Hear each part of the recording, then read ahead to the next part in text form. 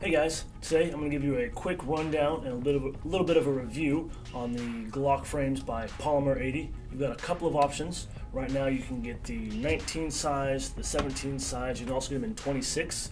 The cool thing about these is that they will do both 9mm and 40 caliber, so if you're more of a 9mm person and more of a 40 cal, you can still use the same size frame that you've always used on your 19 or your 23 or 17 or 22 or 26 or 27. It's totally up to you, which is really cool. We've got some really nice features. I'm going to hit on the highlights for them real quick, give you kind of the basics on what needs to be done, and just give you guys our thoughts on them. In your kit, you get these fancy black boxes. Open it up, and inside the first thing you'll see is just really simple to use jig. Makes it super easy on you. They also are kind of to give you both different size drill bits and an end mill bit. So if you're using a mill or a drill press, you've got all the tools you need, at least bit-wise, to make it super easy to finish up. And the newer versions, their 3rd gen style, give you both a front and rear steel frame rails, which is super nice. They're super sturdy, really strong and smooth to use. Makes it super simple on you. Taking a look at the jig here, it's really cool. It snaps together on both sides, holds this frame in place really snugly. It makes it super simple. It tells you which drill bits you use on which hole here to get your trigger pins and your trigger housing. It also gives you steps to remove your 2 tabs here and here, and then back here as well. Make it super easy, that way you've got room for your slide to cycle freely. And then if you look down this side, the only part that I find to be a little more difficult, and it's not too bad, it's a little time consuming, is this tab here. You gotta cut that guy out just right for your guide rod and recoil spring. Any of these can be done with basic hand tools, basic power tools at home. If you've got stuff like a mill or a drill press, it's gonna make it easier, but it's totally not necessary.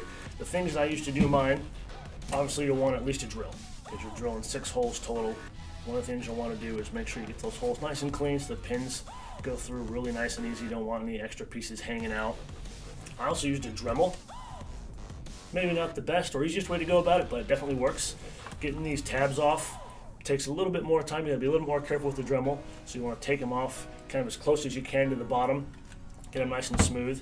And then I used just a simple fine flat file just to clean up all the edges. Having something like a drill press is definitely going to make this center tab a whole lot easier. You get that nice big end mill bit. You can just plunge it right down. The jig is perfectly square, so it stands up nice and flat. Do a couple quick passes, maybe clean up a little bit, tons of space.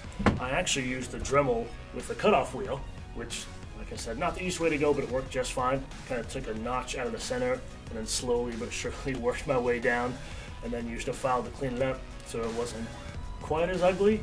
Now don't get me wrong, it's not the prettiest that's been done. This is mine here. It's got a flag in it so we know it's empty. I used the cobalt color on the G17 sized frame. Some of the things that I really do enjoy, for me personally, I was never a big fan of the finger grooves on the 3rd and 4th gen Glock frames. They just didn't fit my hand very well, so it wasn't super comfortable. So having those gone is really nice in my opinion. I like that it's got kind of this heavier beaver tail. It's almost 1911 style. You can really get your hand up tight on there and get a really solid grip. And I also really enjoy this texture. The texture is definitely more aggressive than what you're used to on a lot of things, but on a hot summer day, your hands are warm, you're getting a little sweaty, it definitely makes it easier to hold on to. It's got the standard rail up on the front here. I know most people are used to Glock having that single cut, so limit your options on things like lights, lasers, accessories, things like that. With this having just a standard Picatinny reel, makes it a little easier to use accessories you've already got. One of the things to keep an eye out for is looking for holsters, because the trigger guard on these Poly80 frames is a slightly different shape than they are on standard Glocks. It's got the double undercut, which is nice, helps you get a better, tighter grip, but it's also got kind of this ledge here on the front side, which makes holsters a little bit more difficult. So if you've already got holsters for your 19 or 17 or whatever Glock you're already using, it may or may not fit. Now the nice thing is this is just the same polymer as everything else. So if it's super close, all you need to do is you can kind of trim it down, shape it up however it needs to be done to fit your holster best. So it's not a huge deal, just something to keep your eyes open for if you're getting one of these.